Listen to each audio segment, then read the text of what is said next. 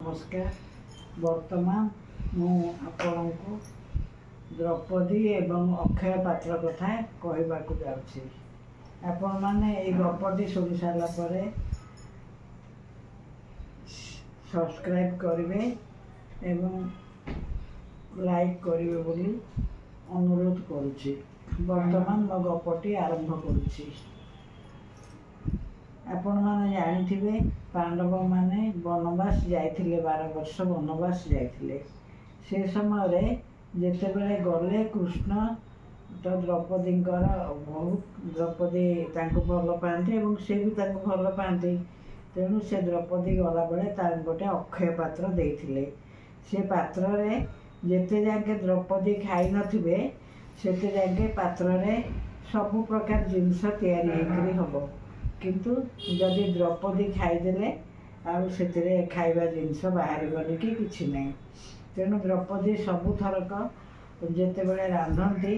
पूरा राति रे खाती काले किए अतिथि आसीजे अतिथि मान तो सेतेबले थिला एबे भी एबे आउ नाही सेते किंतु सेतेबले थिला जे अतिथि माने भोकरे जीवेनी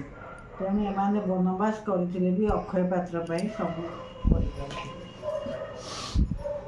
दिने युधिष्ठिर भीम अर्जुन नकुल सहदेव बसुंच द्रौपदी भितर अच्छा खाई सारिक हाथ धोती ए समय ऋषि 15 जन आसिक पहुँचले एवं से कहले से देखी पंच पांडव तांको मुंडिया मारे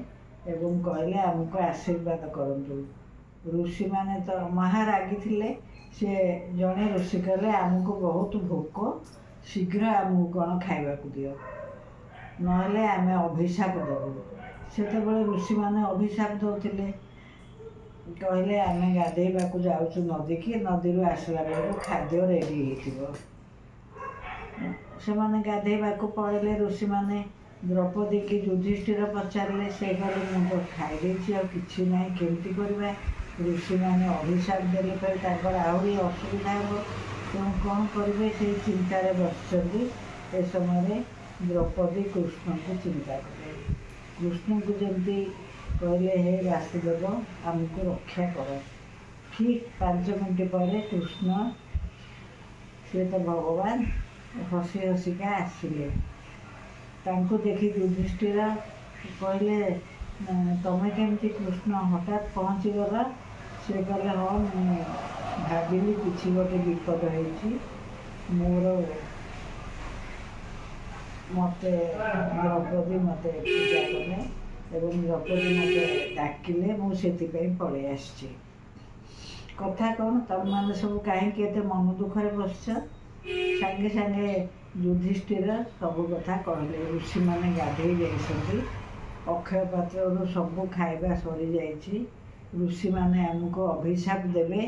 से दुखरे आम मैंने बसु कौन करूँ वर्तमान ये अधघंटे भितर कौन रांधिकी दबू कृष्ण अनिल समस्त मन में दुख भरी जाइए द्रौपदी की कहले सखी तुम्हें अक्षय पात्रटा आण द्रौपदी जाए अक्षय पात्रटा आनले जमती अक्षय पात्र आनी भर कृष्ण देखिले गोटे मात्र भात रही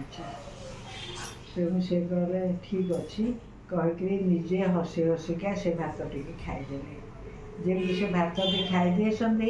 सियाड़े से तो भगवान सियाड़े ऋषि मानकर पेट पूरीगला से गाधोले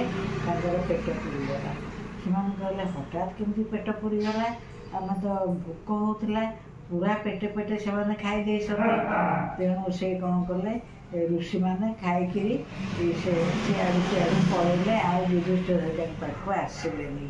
यहाँ माने भगवान एम को रक्षा करते सेमती कृष्ण भगवान कृष्ण ताको रक्षा कले नहले से ऋषि अभिशाप दे था अक्षय पात्रटा जिला अक्षय पात्रटा जिते पर्यंत द्रौपदी खाई नथिले जहाँ चाहब पूरी खीरी रसगोला पिठा भात पलू सबू करदेव किंतु द्रौपदी जब खाईदे आउ से कि रही कि आउ क्या खाइबा देबनी ଏଇଟା ଅକ୍ଷୟ ପାତ୍ର କଥାଟା ବର୍ତ୍ତମାନ ମୁଁ କହିଲି। ଆପଣମାନେ ଆପଣଙ୍କର ମତାମତ ଦେବେ। ନମସ୍କାର।